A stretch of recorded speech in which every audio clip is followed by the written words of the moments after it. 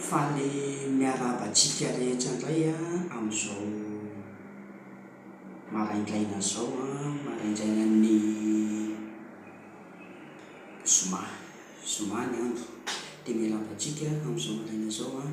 ilazadesantsika zavatra mahafinaritra anankiray, zavatra mahafinaritra sy mahasoa ilay hoentiko eto androany. Dia manasa antsika hoe arao tsara le izy a, arao hatramin'ny farany a, fa misy lesona azo tsoahana, azonao raisina ao anatin'izao zavatra zao. Ity a dia hitondrako tantara kely anankiray izy ity a, tantara hita tao anaty baiboly a no akatsika lesona, akatsika lesona hoe inona ny zavatra azo tsoahana manoloana ny zavatra misy a sy ny fiainana amin'izao fotoana izao. Dia nakatantarantsika zavatra indrindra zavatra malaza be amin'izao fotoana izao zany e. Tantara raisintsika ao anatin'ny baiboly ao a, tantaran'ny Noa sy ny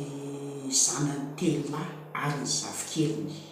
Izay no raisintsika. Dia misy lesona lehibe dia lehibe mihitsy hoentintsika ao anatin'izay. Misy zavatra tena tsy fantatritsika, tsy ampoizitsika hoe kay ve misy an'izany, ay ve misy an'izany ao anaty baiboly, ary ay ve le zavatra hitantsika amin'ny fiainana andavanandro iny voaresaka ao anatin'ny soratra masina io a. Dia le fihetsaikan'le izy eny amin'ny tontolom-piainana, amin'ny tontolom-piainan'le olona zay ohatran'ny hoe tandrifiny izay zavatra izay ho resahantsika ao anatin'ity tantaran'ny Noa sy ny zanany telo lahy ary ny zafikeliny ity. Avy hatrany a idirantsika lehibe tantara ao amin'ny soratra masina, ao amin'ny Genesis toko 7 misy an'io tantara io. Dia toko 7 any amin'ny 5:20 raha hoe misy soratra masina dia afaka mijery ianao a. Tsy misy a dia arao tsara rehefa andehan'ilay tantara ato. Ity zany a dia tantara Noa tamin'ny fiainany rehefa avovoaka ny safidrano izy a. Dia ny asany a arak'izany a, ny asan'ny Noa dia mpanao tanim-boaloboka, dia mpanao divay zany ny asany a tamin'izany fotoana. Dia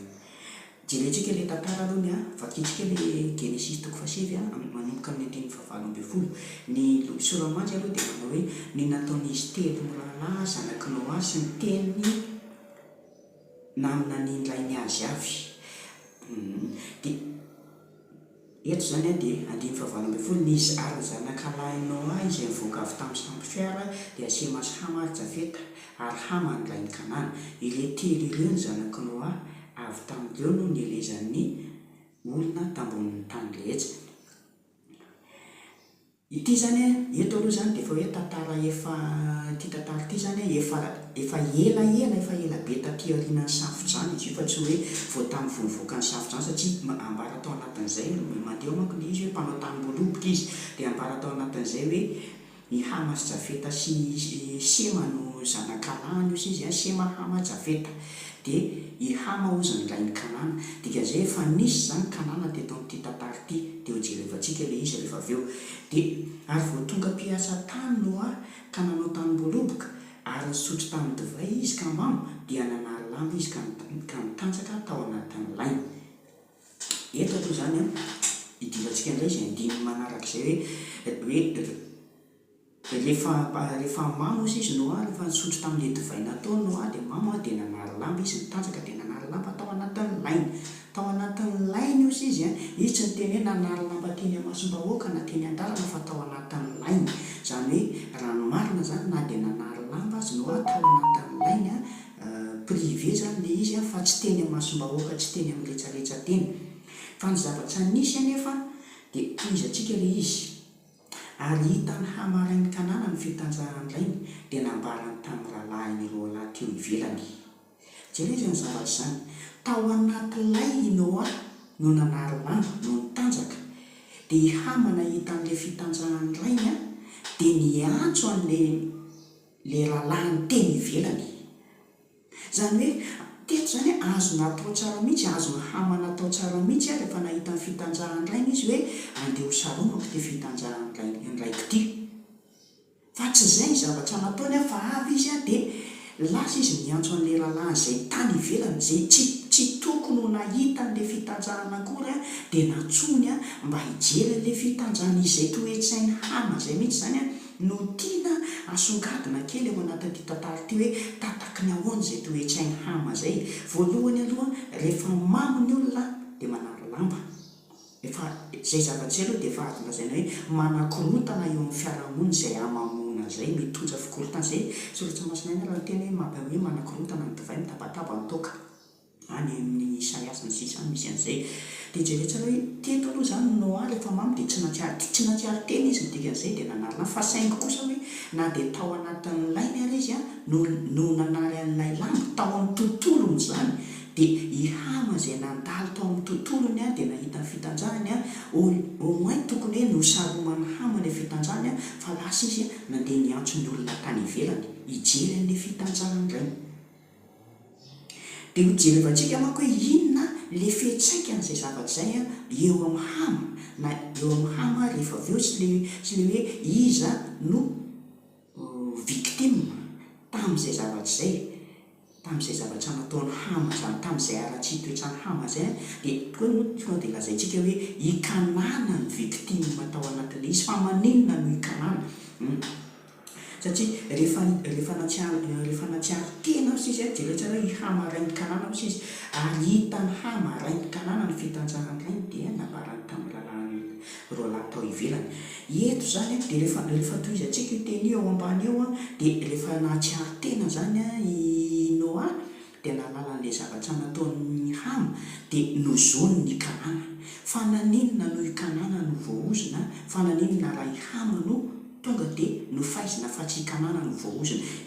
Ijerevantsika manko rehefa avy eo hoe aiza ho aiza ny fipetraka kanana mampiseho endrika iza hikanana dia mampiseho endrika iza ihama. Fa rehefa misy zany hoe olona mitanjaka tahaka an'izany a dia tokony hoe ianao mahita an'ilay izy a dia surtout hoe tao amin'ny lainy ilay zavatra dia tokony na fodinao ilay varavarana dia tsisy nahita ny retsaretra na nosaromanao ilay fitanjahana na farafaratsiny ianao nanao tahaka ny nataony Semarisy-Jafeta manko rehefa vakiny io dia hoy sisy hoe Semarisy-Jafeta ary nalainy Semarisy-Jafeta ny lamba ka nentin'izy mirahalahy teo an-tsorony dia nanao dimy amitsy izy ka nandrakotra ny fitahinana ny fitanjahany rainy ary nitavany tsy nanatsika ka dia tsy hitany ny fitanjahany rainy. Ohatran'izay nataony Semarisy-Jafeta zay ny tena atao hoe tokony ho toe-tsaina toe-po toe-panahy hoe rehefa mahita olona mitanjaka dia mitodika automatika fa tsy hoe iny mitanjaka dia avy koa andeha akafy an'ilay izy hijery an'ilay izy eo. Fa rehefa izay izy nataony Semarisy-Jafeta hoe nanao dimy amitsy izy dia nitondra lamba dia nisaroma ilay fitanjahany rainy dia tsy hitany. Dia eo ambanimbany eo manko a no tahian'Andriamanitra no tsofin'ny Noa rano mihitsy a Semarisy-Jafeta ho tahian'Andriamanitra fa ihama tonga dia nozonina ny zanaka hama dia hikanana zany. Dia fa maninona no hikanana voaozina eto amin'ity tantara ity a amin'ny tantara hafa any alohany koa dia mbola hitantsika zany hikanana zay zanaka hama dia miaraka eny foana izy mirahalahy eo. Mazava ho azy dia nasoratra masina raha vao miteny hoe hama dia misy hoe rainy kanana, i hama dia misy hoe rainy kanana, rehefa voatony ny hama dia voatony ny kanana, voatony ny hama dia voatony ny kanana dia hojerevantsika rehefa hoe iza izay kanana zay a eo amin'ny tontolo fiarahamonina. Zavatra misy zany eo amin'ny fiarahamonina aloha jerentsika kely zany a ny mitovitovy amin'izany eo amin'ny fiarahamonina ohatran'ny tia nataony hama ity matetika eny amin'ny fiarahamonina eny a indrindra rehefa hoe ao anaty tambazotra rehefa misy olona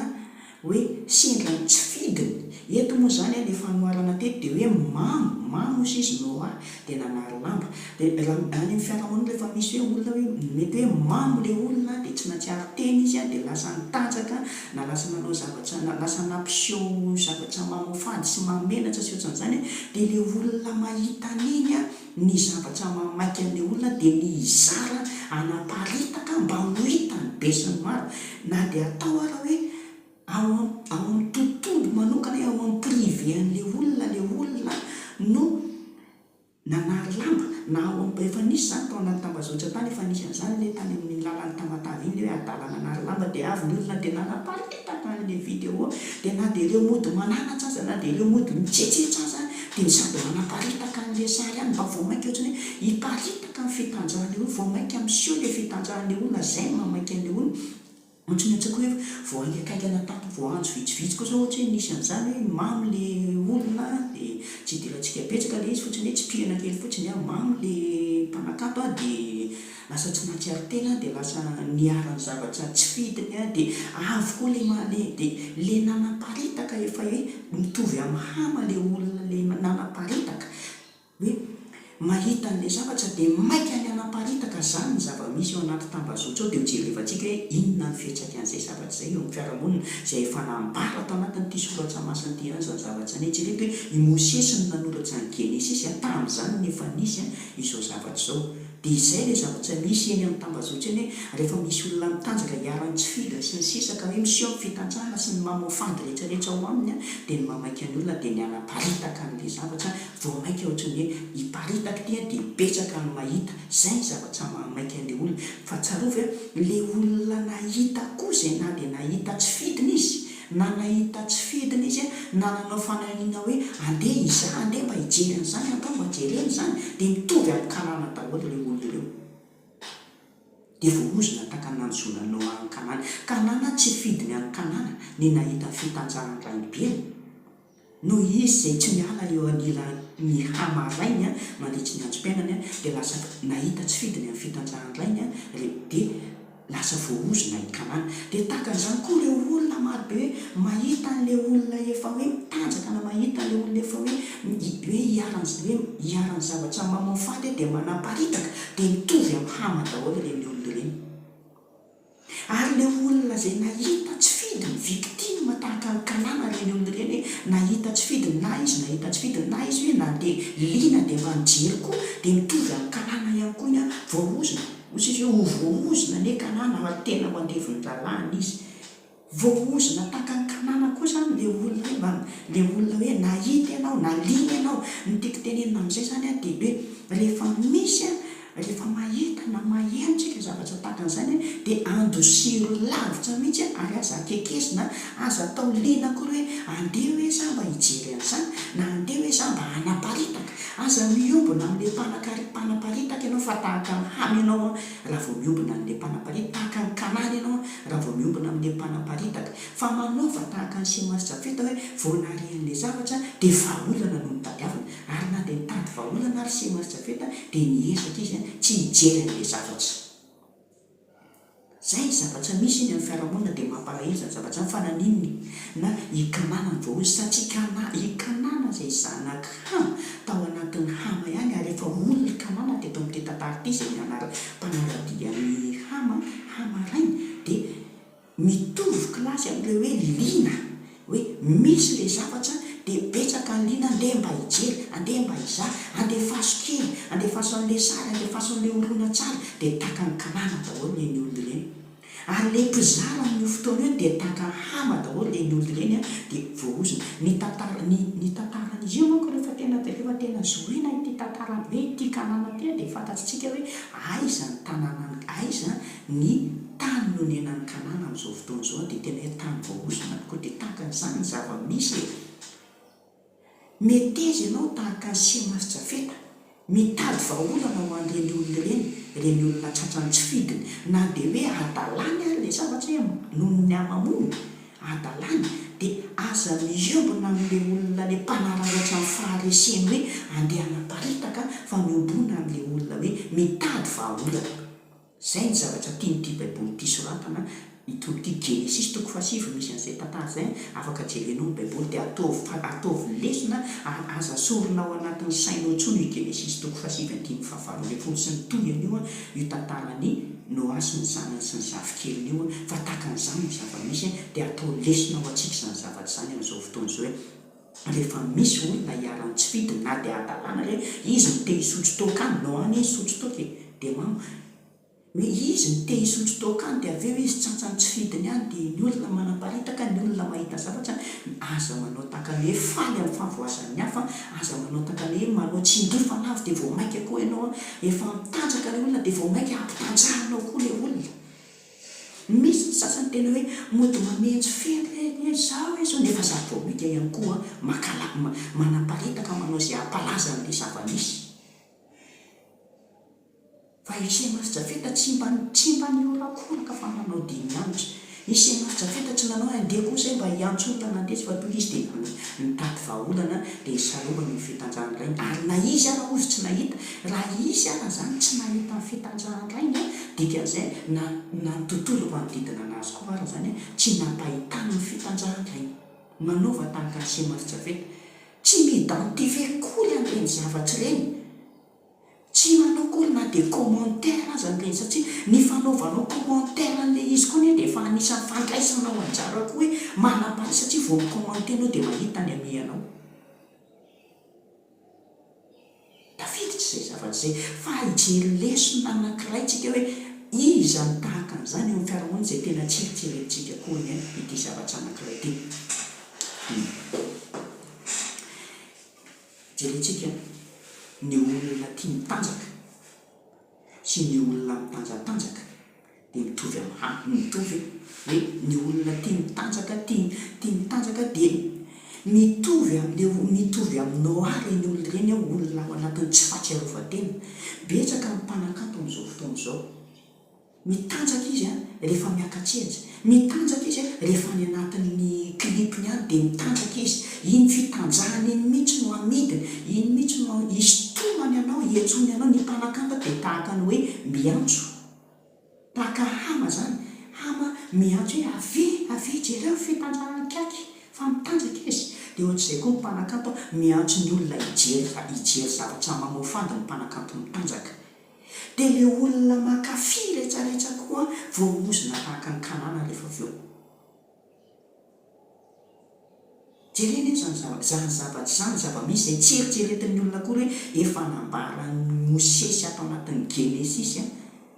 ho lesona ho antsika amin'izao fotoana zany zavatra zany hoe ianao le mpanakanto iny ny mpanakanto dia miantso ny olona hijery raha mpanakanto ianao manao fitafiana mitanjatanjaka sy mamofady dia miantso ny olona hijery zavatra mamofady ianao zany tahaka hamo